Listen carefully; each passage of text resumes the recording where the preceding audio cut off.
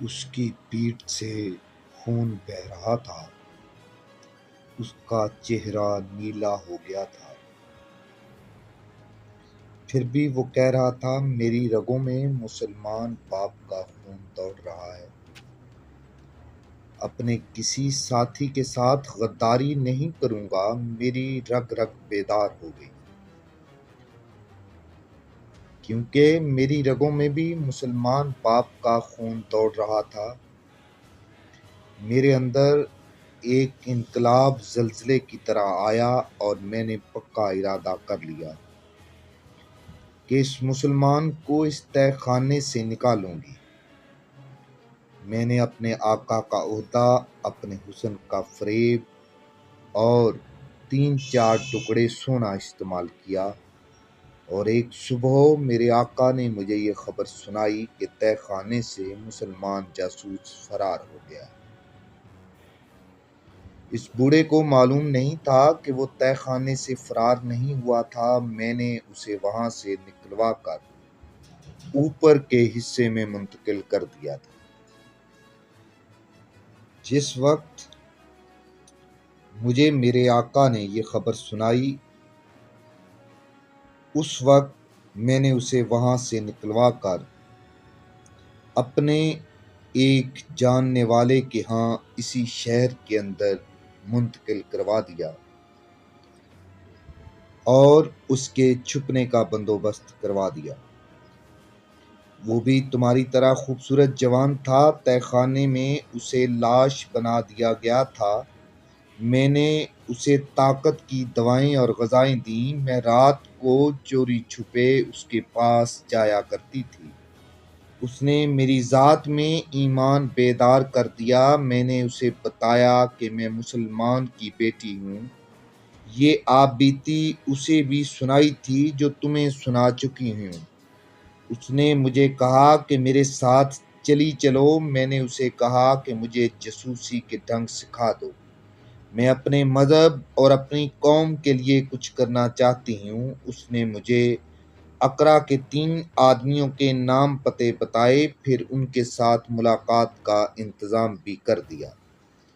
جاسوس تندرست ہو گیا تو میں نے اسے شہر سے نکلوا دیا۔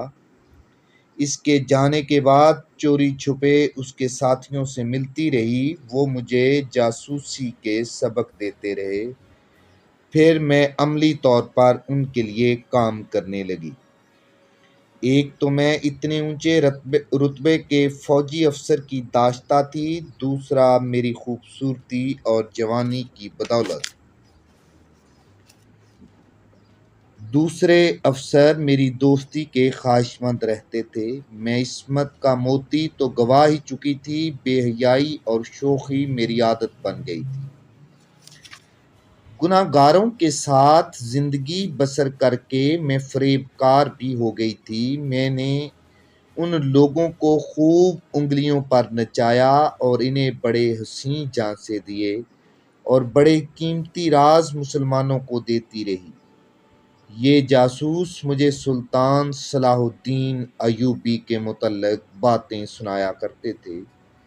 میں اسے فرشتہ سمجھتی ہوں۔ میرے دل میں یہی ایک خواہش ہے کہ اپنی قوم کے لیے کچھ کرتی رہوں، ایک بار سلطان ایوبی کی زیارت کروں، میں اسی کو حج سمجھوں گی۔ اب میں اس کمانڈر کے ساتھ یہاں آ گئی ہوں۔ صلیبی بہت ہی زیادہ طاقت سے مسلمانوں پر فوج کشی کر رہے ہیں۔ میں نے ان کے تمام راز معلوم کر لیے ہیں۔ اب مجھے کسی ایسے آدمی کی ضرورت ہے جو ایوبی کا جاسوس ہو۔ تم نے اتنی دلیری سے یہ راز کیوں فاش کر دیا؟ چنگیز نے اس سے پوچھا۔ تم اگر واقعی جاسوس ہو تو بالکل اناڑی ہو۔ تم نے میری محبت پر اعتماد کیا ہے۔ اگر میں تمہیں یہ بتا دوں کہ میں تمہاری نسبت صلیب سے زیادہ محبت کرتا ہوں اور میری وفاداریاں صلیب کے ساتھ ہیں تو کیا کرو گی؟ عقل مند جاسوس اپنے فرض پر اپنے بچوں کی اور اپنی محبت کو قربان کر دیا کرتے ہیں۔ میں تمہیں حقیقت بتا دوں تو تم مان جاؤ گے کہ میں اناڑی نہیں ہوں۔ عورت نے کہا، میں نے یقین کر لیا تھا کہ تم عیسائی نہیں ہو، تم مسلمان ہو اور مصر کے جاسوس ہو۔ راشد چنگیز یوں چونکا جیسے اس عورت نے اسے ڈس لیا ہو۔ شراب کا نشہ اور رومان انگیز جذبات کا خواب یوں اتر گیا جیسے کمان سے تیر نکل گیا ہو۔ اس نے کچھ کہنے کی کوشش کی تو اس نے محسوس کیا کہ اس کی زبان اکڑ گئی ہے۔ اس عورت کی دبی دبی سی ہنسی سنائی دی۔ عورت نے کہا، کہو میں اناڑی ہوں۔ چنگیز کے لیے جواب دینا محال ہو گیا۔ اگر یہ عورت واقعی مسلمان تھی تو کیا چنگیز کو اس پر اپنا آپ ظاہر کر دینا چاہیے تھا؟ طریقہ یہ تھا کہ ایک گروہ کے جاسوس اپنے ہی ملک کے جاسوسوں کے دوسرے گروہ سے بھی بیگانہ رہنے کی کوشش کرتے ہیں۔ چنگیز کو یہ بھی معلوم نہیں تھا کہ یہ عورت کس پائے کی جاسوس ہے۔ یہ بھی تو ممکن تھا کہ وہ دوغلا کھیل کھیل رہی ہو۔ اسے یہ بھی معلوم تھا کہ سلطان ایوبی نے سختی سے حکم دے رکھا ہے کہ کسی عورت کو کہیں جاسوسی کے لیے نہ بھیجا جائے۔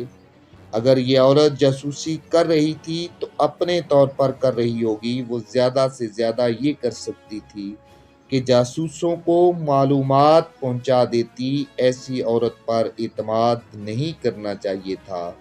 خاموش کیوں ہو گئے ہو؟ عورت نے پوچھا۔ کہہ دو کہ میں غلط ہوں۔